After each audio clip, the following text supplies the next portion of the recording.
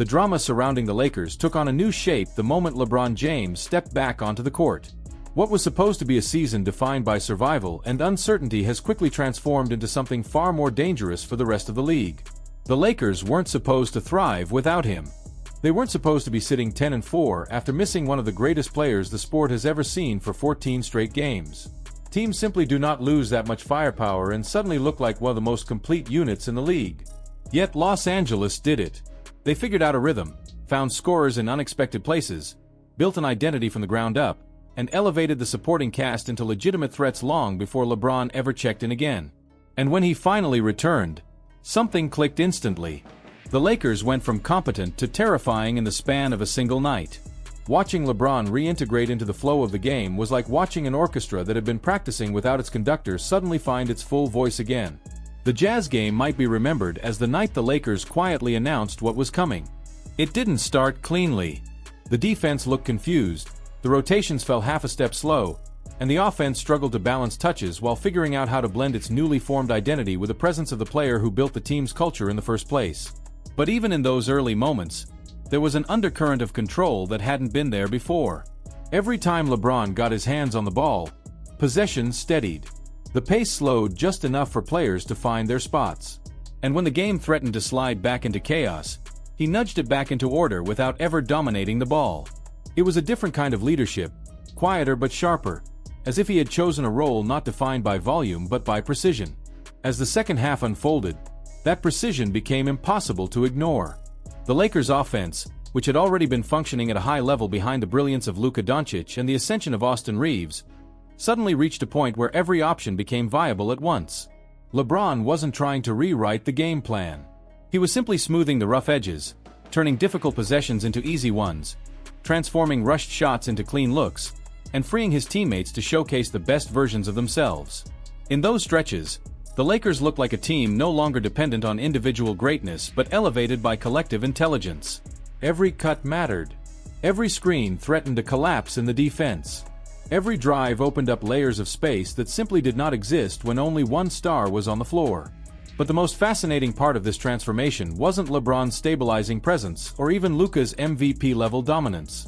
It was the emergence of Austin Reeves in a role that few believed he could handle when he first arrived in Los Angeles. The undrafted guard who once lived on hustle plays and energy moments has reshaped himself into a weapon the Lakers can trust with an offense, a closing lineup, or an entire quarter. He has discovered a confidence that radiates in the way he attacks the rim, manipulates defenders in pick and rolls, and forces teams to treat him with a respect reserved for the league's most dangerous creators. When Luka missed time, Reeves didn't just step into the void. He seized it. He showed that he could carry games, bend defenses, and guide the scoring load without hesitation. And now that LeBron is back, his responsibilities have shifted without shrinking. He has become a luxury weapon, a player too talented to guard with a single defender and too skilled to give any breathing room to. With Luka and LeBron stretching defenses, Reeves has become the nightmare hiding behind the stars. And then there is Luka Doncic, whose season has been nothing short of breathtaking. The numbers alone make it clear.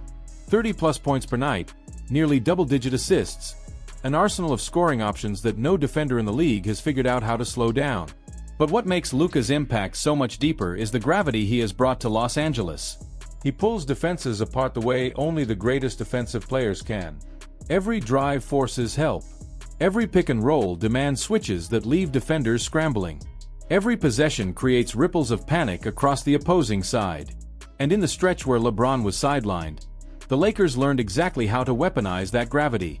They built sets around Luka's tempo. They structured the offense around his patience and his physicality. They trusted him to dictate pace, control rhythm, and put up superstar numbers without sacrificing the rest of the roster. That foundation is what allowed the Lakers to survive the injuries, the tough matchups, and the inconsistencies. They no longer needed to hope LeBron would return in time to save the season. Luka had made sure the season would be waiting for him. What LeBron walked into wasn't a desperate team. It was a fully formed structure that he could now elevate. And that's exactly what he did. In the Jazz game, his presence turned good possessions into great ones. His reads opened up layers that Luka alone couldn't touch. His strength allowed the Lakers to play small without fear, play big without losing pace, and play fast without sacrificing decision-making. For the first time in years, LeBron wasn't being asked to carry a broken team. He was being asked to enhance a strong one. That difference changes everything. It extends his career. It shortens the team's mistakes. It magnifies the strengths of everyone around him. The Lakers didn't just get LeBron back. They got the most efficient, impactful, and dangerous version of him possible for this stage of his career.